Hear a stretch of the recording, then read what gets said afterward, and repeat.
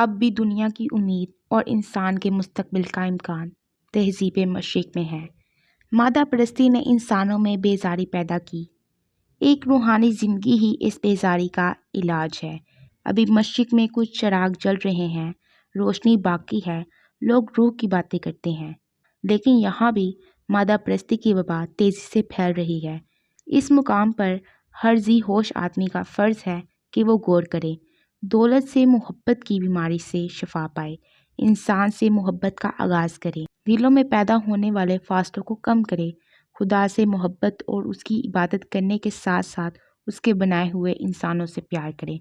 جب تک انسان کی حقیقت کو تسلیم نہیں کرے گا، وہ سکون اور چین میں داخل نہیں ہوگا۔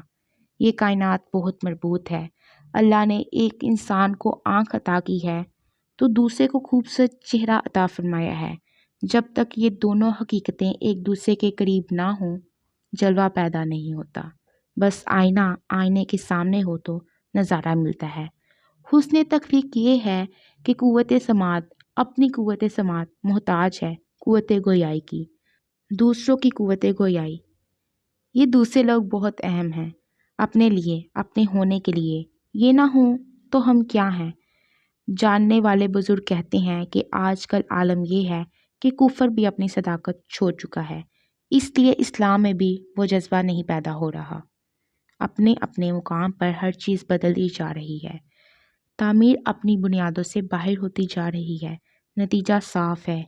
اس بیزاری کو دور کرنے کا طریقہ سوائے احترام آدمیت کے اور کیا ہو سکتا ہے؟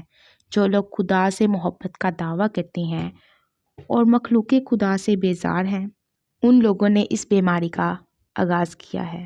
ہم سب ایک دوسرے کو نصیحت کرتے ہیں، ایک دوسرے کو تبلیغ کرتے ہیں، ایک دوسرے پر غالب آنا چاہتے ہیں، لیکن ایک دوسرے سے محبت کرنے کے لیے تیار نہیں ہیں، کیونکہ ہم ایک دوسرے سے بیزار ہیں۔